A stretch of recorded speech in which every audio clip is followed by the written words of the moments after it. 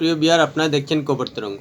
শেখ হাসিনা বাংলাদেশ থেকে চলে যাওয়ার পর বাংলাদেশের সাধারণ মানুষ থেকে উচ্চশিক্ষিত মেধাবীরা কী পরিমাণ ভারত বিদ্বেষ মনে পোষণ করে তা বারবার প্রকাশ পাচ্ছে।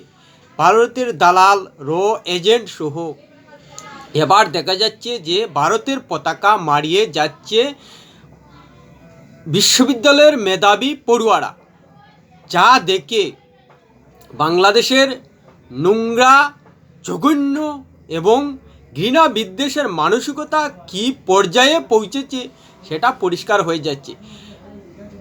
প্রতিবেশী হিসেবে ভারতের প্রতি ভালোবাসার সম্পর্ক কী করে আরও সম্পর্ক সুদৃঢ় করা যায় সে নিয়ে কোথাও বাংলাদেশের কারো পক্ষ থেকে বার্তা পাওয়া যাচ্ছে না। কিন্তু নোংরা এবং জঘন্য মানসিকতার দিক দিয়ে বাংলাদেশ যতটুকু পারছে সমস্ত কিছু অতিক্রম করার চেষ্টা করে যাচ্ছে। প্রিয় বিয়ার, ভিডিওটি ভালো লাগলে সাবস্ক্রাইব করবেন, এতে আপনার ক্ষতি হবে না কিন্তু আমাদের উপকার করে দেবেন।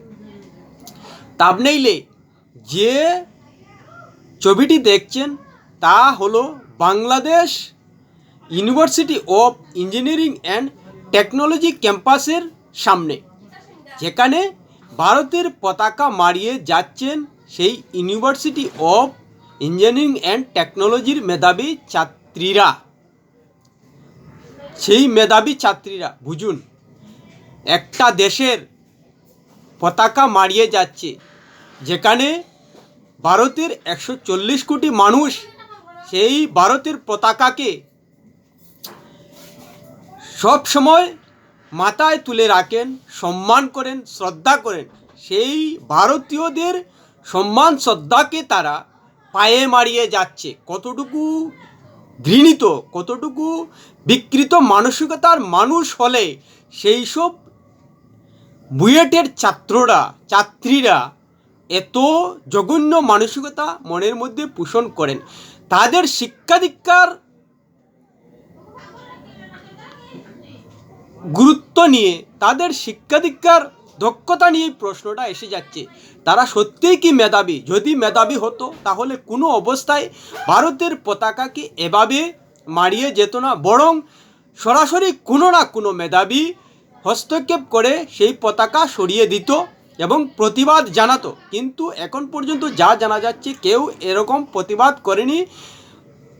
বাংলাদেশ ইঞ্জিনিয়ারিং অ্যান্ড টেকনোলজির ছাত্ররা এবার যদি বাংলাদেশের পতাকাকে এভাবে জঘন্যভাবে পায়ে মারিয়ে সারা ভারতবর্ষে প্রদর্শন করা হয় তাহলে কি বাংলাদেশের কোনো মান সম্মান থাকবে?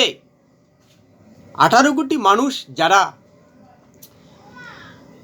বাংলাদেশের পতাকাকে মাথায় করে বেঁধে আন্দোলন করেছিলেন 5 আগস্টের আগে, সেই সম্মান কি তাদের থাকবে?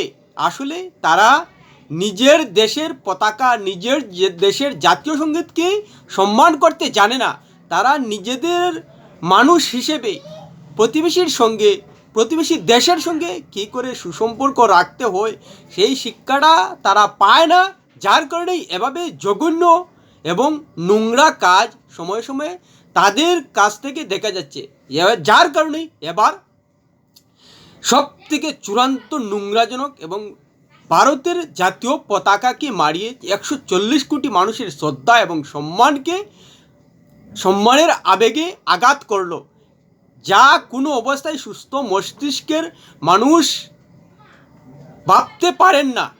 কিন্তু এটা ভাবছেন। যদি সাধারণ মানুষ হতো তাহলে মেনে নেওয়া যেত যে প্রাথমিক অবস্থায় তারা বুঝতে পারেনি যে একটা জাতীয় পতাকাকে পায়ে মারানো যায় না। কিন্তু বাংলাদেশ টেকনোলজি এবং ইঞ্জিনিয়ারিং ইউনিভার্সিটির মেধাবী ছাত্রীরা যেভাবে পা মারিয়ে যাচ্ছে তাতে তাদের শিক্ষাগত যোগ্যতা নিয়ে প্রশ্নটা এসে যাচ্ছে, যার কারণে সারা বিশ্বের মানুষ বাংলাদেশের মানুষের মানসিকতা নিয়ে ছি করছে। এত জঘন্য, এত নোংরা মানসিকতা নিয়ে বাংলাদেশের মানুষ প্রতিবেশীর প্রতি বড় হচ্ছেন। আসলে তারা ভারতের পতাকাকে পা মারিয়ে নিজেদের বিকৃত মানসিকতাই শুধু প্রকাশ করছেন না, প্রকাশ করছেন যে তারা কত নিচ মানসিকতা ধারণ করেন প্রতিবেশী দেশের প্রতি এত রীতিমতো শত্রুতা, যার কারণেই তসলিমা নাসরিন পর্যন্ত প্রতিবাদ জানাচ্ছেন যে বাংলাদেশের মানুষ, বাংলাদেশের বিশ্ববিদ্যালয়ের মেধাবীরা বিকৃত মানসিকতা পোষণ করেন, যার কারণেই কোনো প্রতিবাদ না করে বরং সেটাকে পা মারিয়ে ফটো তুলে ভাইরাল করার জন্য সচেষ্ট হয়েছে এবং ভাইরাল হয়েছে। এতে তাদের শিক্ষাগত যোগ্যতা, তাদের শিক্ষিত মানসিকতা, তাদের মেধাবী যে একটা গুণ রয়েছে তা নিয়েই প্রশ্নচিহ্ন দেখা দিয়েছে। যদি মেধাবীদের অবস্থা এই হয় তাহলে ভাবুন বাংলাদেশের সাধারণ মানুষ যারা শিক্ষা দীক্ষার সুযোগ সেভাবে পায়নি এবং যারা নিরক্ষর রয়েছে তাদের কি পরিমাণ ভারতের প্রতি বিদ্বেষ রয়েছে। এটা তো ভারত বিদ্বেষ নয়, এটা ভারতবাসীর শ্রদ্ধা এবং সম্মানকে আঘাত করা, শ্রদ্ধা এবং সম্মানকে পায়ে মারিয়ে দেওয়া। আসলে বাংলাদেশের নিরক্ষর মূর্খ মানুষগুলো বুঝতে পারছে না যে একটা দেশের মান সম্মানকে পায়ে মারিয়ে নিজেদেরই পতাকার অমর্যাদা করছে। প্রিয় ভিডিওটি ভালো লাগলে লাইক শেয়ার কমেন্ট করবে।